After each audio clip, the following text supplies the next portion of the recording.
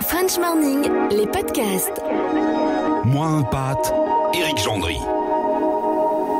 Bonjour à tous, c'est une histoire originale que va nous raconter Agnès, invitée cette semaine de Moins un pâte, car au contraire de la plupart des impatriés avec lesquels nous parlons régulièrement, elle n'a passé que 3 ans en expatriation à Washington. Première différence, elle est revenue en France ensuite depuis déjà plusieurs années, c'est la deuxième différence. Mais en fait, ce qui fait d'elle une femme et donc une impatriée à part, eh bien c'est surtout sa famille. Agnès a 6 enfants, 6 filles, et tout ce petit monde est revenu en France en même temps. Ses souvenirs de retour sont donc évidemment tous liés à cette différence. Agnès Wess. Ça a été quand même un choc culturel incroyable. En rentrant, tout le côté administratif a été hyper compliqué avec les 6 enfants. Bon, alors la petite dernière n'était pas scolarisée à l'époque, mais c'est surtout pour les 5 grandes, les écoles, parce que nous n'avions pas d'adresse en rentrant en France au départ, donc l'impossibilité de pouvoir les mettre dans le public. Hormis notre aînée qui a été prise dans un établissement qui rentrait en première au lycée, qui était hors secteur, donc il n'y a pas eu de problème à ce niveau-là. Mais pour les autres, il était inenvisageable, en tout cas pour l'éducation nationale, de les prendre. Ils ne nous proposaient rien. Donc il a fallu que nous trouvions et recherchions des solutions alternatives pour pouvoir les scolariser. Et nous avons eu, en tout cas pour ça, beaucoup de chance au final, parce que nous avons rencontré beaucoup d'humanité, d'empathie et de personnes qui nous ont aidés à trouver des solutions. Voilà, nous n'avions pas de logement, donc il a fallu de la même manière trouver une solution. Après, une fois que le logement est arrivé, c'était inhabitable en l'état, donc nous avons eu des hébergements par ma maman qui s'est retrouvée d'un coup de toute seule pendant 3 ans, puisqu'elle elle avait été veuve à notre départ, à finalement accueillir une famille de 8 personnes. Et à Paris dans des conditions pas évidentes. Voilà, donc ça c'est la première impression. La deuxième impression, c'est le décalage intellectuel, visuel de ce qui pouvait être notre impatriation avec finalement une société française qui, même en 3 ans, avait évolué de manière assez inattendue. Et ça a été je pense mon plus gros choc. J'ai écouté attentivement ce que vous venez de me dire. Il y a quelque chose qui m'intrigue un peu. Vous me dites, nous sommes revenus avec ma famille en France, dans une France dans laquelle nous n'avions rien, nous n'avions aucun point de repère. Pourtant, vous n'aviez quitté la France que 3 ans auparavant. Vous aviez eu le temps de vous construire une vie en France et finalement, on a l'impression que 3 ans, dans la vie d'impatrié, on en rencontre beaucoup, on parle beaucoup avec des impatriés. 3 ans, finalement, c'est une expatriation assez courte. Comment se fait-il que vous êtes retrouvé un petit peu désarçonné en revenant en France comme ça ? Alors je pense que nous avons, c'est compliqué de parler pour la famille, mais donc je vais dire le jeu. Je pense que j'ai été désarçonnée parce que quand nous sommes arrivés aux États-Unis, donc nous avons pris à bras le corps l'expatriation et nous sommes tout de suite intégrés. Nous avons fait le choix de mettre les filles en école américaine, vivre avec la société américaine et aussi les expats français également de temps en temps. Mais je pense qu'on a pris ça à bras le corps et ce qu'il faut pas l'oublier, nous sommes partis en 3 semaines aux États-Unis avec la marque d'un décès quand même. Je venais de perdre mon papa et donc les enfants leur bon papa. Et donc il y avait quand même ce choc de départ. Et ce choc de départ, on a voulu le tourner de manière hyper positive. Donc on a vraiment essayé de s'intégrer du mieux qu'on pouvait avec un accueil incroyable dans l'école des filles aux États-Unis. Les familles ont été tout de suite très bienveillantes. Les filles ont été très invitées, nous également. Et je pense qu'on a vécu 3 années qui étaient quand même assez extraordinaires. Pourquoi ? Parce que avant, à Paris, avec quand même déjà une famille nombreuse, même s'il n'y en avait pas 6, il y en avait déjà 5, on était un peu dans des logements exigus, etc. Et on se retrouve aux États-Unis dans des conditions finalement bien meilleure, une grande maison, un grand jardin, la banlieue de Washington, plutôt à Bethesda pour la nommer, qui était très agréable. Donc le retour finalement a été doublement compliqué parce qu'il y avait aussi, même si c'était que 3 ans, tout cet amour et ce côté entier de l'expatriation vécu pour le mieux, parce que c'est ça qu'on peut souhaiter aux expatriés, c'est de vivre une expatriation de manière formidable. Il y en a beaucoup qui disent non, finalement c'était pas bien, etc. Mais nous, c'était formidable. La France est formidable également. Ce qui est compliqué, c'est finalement de se réhabituer à une manière de vivre qui est très différente. Et on a fait l'effort intellectuel dans un sens et on nous demande de refaire l'effort intellectuel dans l'autre sens. Et finalement, c'est ça qui devient difficile. Mais on l'a fait. Mais il nous a fallu du temps. Agnès, essayez de fouiller dans votre mémoire la difficulté de cette impatriation que vous avez finalement, vous nous l'avez dit, et on va en reparler, que vous avez finalement réussi à surmonter. Est-ce qu'il y a une anecdote précise que vous n'oublierez jamais et qui peut illustrer ce qu'a été la difficulté de cette impatriation pour vous ? Nous nous sommes retrouvés avec un logement certes très grand à Paris, donc c'était déjà une chance, mais le problème c'est qu'on s'est retrouvés coincés entre la BAC et Bichat.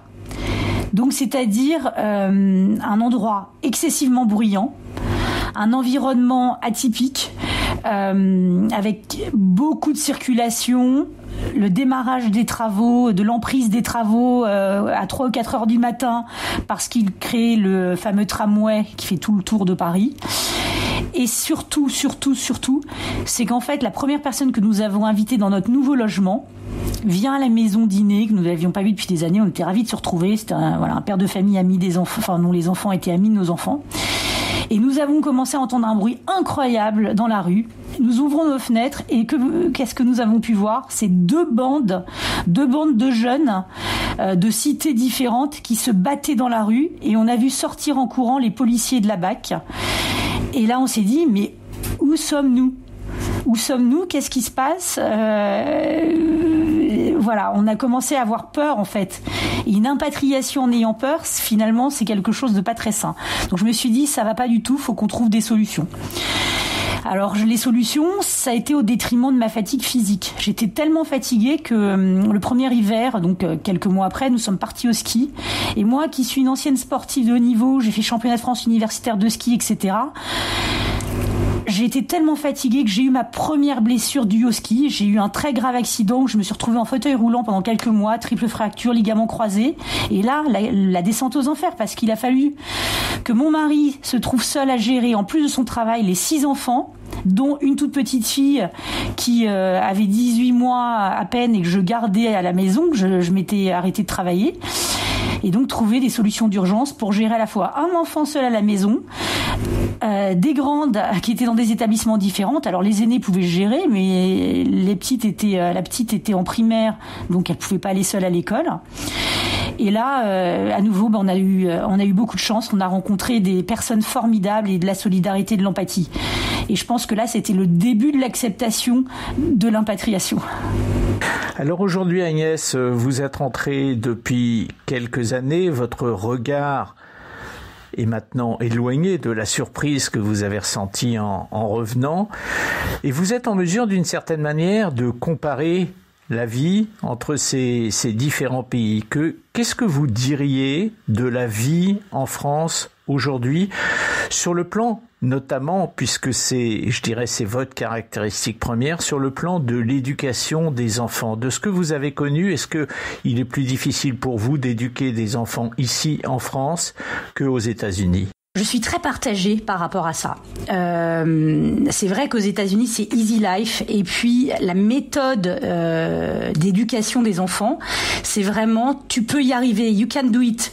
C'est les tirer vers le haut sans les casser. Et la première des choses, et même à distance encore aujourd'hui, ça me fait mal presque, c'est que nos enfants qui sont travailleurs, volontaires, qui veulent bien faire et qui sont plutôt bons élèves, il y a toujours dans les commentaires à un moment donné, alors pas chez tout le monde, mais cette analyse à la française, c'est-à-dire de tout ce qui peut être perfectible encore et toujours plus, du style c'est bien, mais ou je suis très content des résultats, peut mieux faire. Et pour des enfants qui ont des moyennes excellentes et qui se retrouvent à faire après de grandes études. Et ça, c'est ce que je crois vraiment j'ai eu le plus de mal à accepter en rentrant au niveau éducation des enfants. Inversement, en France, nous avons la chance d'avoir quand même un système éducatif, notamment en termes d'université de qualité à Paris ou même en province, de très grande qualité, là où aux États-Unis ou en Angleterre, un peu moins cher que les États-Unis, des universités qui sont quand même très chères. Ça n'est pas ouvert à tout le monde. Alors oui, il y a des bourses, il y a des scholarships, etc. Mais beaucoup d'appelés, peu d'élus. Et en France, quand vous n'avez pas de moyens, vous trouvez quand même à pouvoir évoluer, faire de grandes études à peu de frais. Je minorerais pour les écoles de commerce où il y a beaucoup de prêts étudiants et au final, après vous devez rembourser, ça fait un peu le système américain. Mais globalement, vous pouvez faire de grandes écoles pour pas grand-chose. Et je pense que ça, c'est vraiment une spécificité française. Agnès, ça fait un petit peu plus de 10 minutes qu'on s'entretient ensemble. Ça va donc être ma dernière question. J'ai l'impression, en vous écoutant, mais je peux me tromper, que vous avez laissé dans votre expatriation une partie de votre patriotisme français. Est-ce que je me trompe et est-ce que vous vous dites aujourd'hui, bien que je sois française, bien que ce soit mon pays, c'est peut-être pas le plus beau pays du monde? C'est une question que je me suis posée. Je me suis dit pourquoi j'ai trouvé l'herbe plus verte chez mon voisin dans certaines choses. Mais parce qu'en fait, j'ai aimé le patriotisme à l'américaine. Mais ce que j'aime le patriotisme à la française, c'est que simplement, je pense qu'il ne faut pas avoir honte en France aujourd'hui de dire qu'on aime son pays. Alors oui, il y a des choses qui sont perfectibles. Et oui, j'ai souffert. Mais peut-être parce que c'est parfois difficile d'accepter qu'on n'est pas forcément le meilleur dans tel ou tel domaine et qu'on peut encore s'améliorer. Et oui, il faut s'améliorer. Alors aujourd'hui, j'essaye de m'améliorer et d'améliorer ce que je peux rendre améliorable, c'est-à-dire dans l'éducation des enfants, dans mes amitiés, dans mon engagement. J'essaye d'améliorer justement tout ce qui peut l'être pour rendre mon beau pays, la France, encore plus beau et faire en sorte que finalement on soit heureux. Je pense que j'ai fait un peu la paix avec moi-même et je me dis que oui, non, je retournerai pas aux États-Unis pour y vivre. Oui, j'irai probablement en vacances parce que c'est un magnifique pays, mais ma France que j'aime est un très beau pays et ce que je n'aime pas dans ma France, je vais faire en sorte, en tout cas me battre pour que ça change. Agnès Gouès était l'invitée de Moins un Pâte aujourd'hui, l'illustration vivante qu'une impatriation peut être aussi compliquée par des problèmes familiaux, des problèmes avec les enfants et pas seulement par des raisons professionnelles. Merci Agnès d'avoir été avec nous aujourd'hui. Je vous en prie Eric, à bientôt. À bientôt.